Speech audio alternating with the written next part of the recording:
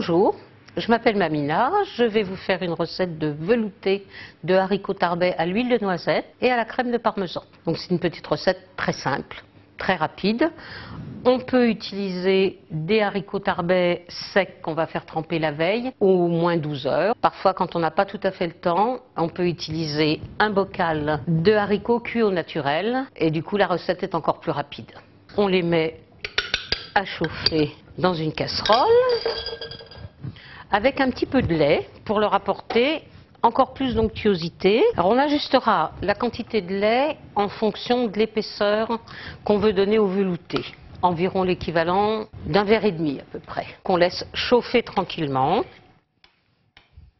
On va porter à ébullition avant de mixer. Les haricots tarbais sont chauds, je vais les mettre dans un mixeur. J'ajusterai la fluidité après.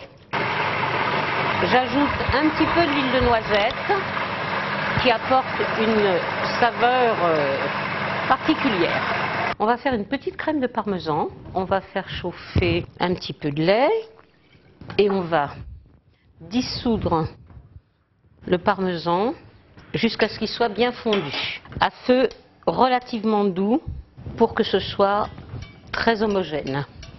Donc on a intérêt à tourner tout le temps. On terminera en ajoutant un petit peu de crème fraîche pour donner un peu plus d'onctuosité. Et bien évidemment, on assaisonne avec un peu de sel. On va éviter le poivre pour ne pas donner de couleur. Parce que si on met même du poivre blanc, notre crème de parmesan va être tachée. Je vais mixer l'émulsion de parmesan, donc ça contribue à rendre le mélange plus homogène et en même temps à l'aérer parce que c'est intéressant qu'il contienne un peu d'air, qu'il soit très léger en bouche. Et on obtient une espèce de mousse qu'on pourra mettre selon son goût dans le velouté de haricots tarbais. Vous pouvez voir donc qu'il est très aérien avec des bulles, tout en ayant une certaine consistance. Ça a à peu près la consistance d'une pâte à crêpes. Je vais procéder au dressage de l'assiette. Voilà ma crème de haricots tarbais. Voilà, donc ça se sert en entrée, bien évidemment. Alors on est tout à fait sur une recette ton sur ton. On va rester dans le blanc. On va mettre quelques haricots entiers pour décorer un tout petit peu l'assiette. Voilà, comme ça.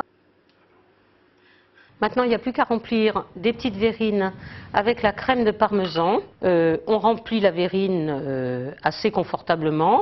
Et puis chacun assaisonne à son idée en versant sur le velouté. L'assiette est dressée, la verrine est remplie. C'est une recette toute simple que vous pouvez faire pratiquement presque le soir quand vous rentrez du travail.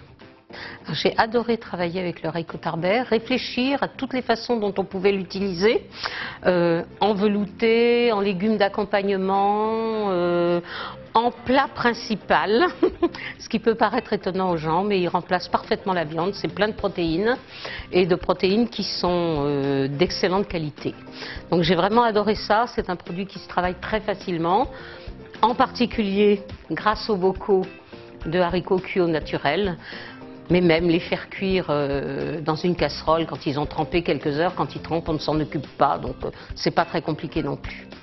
Un produit simple et bon.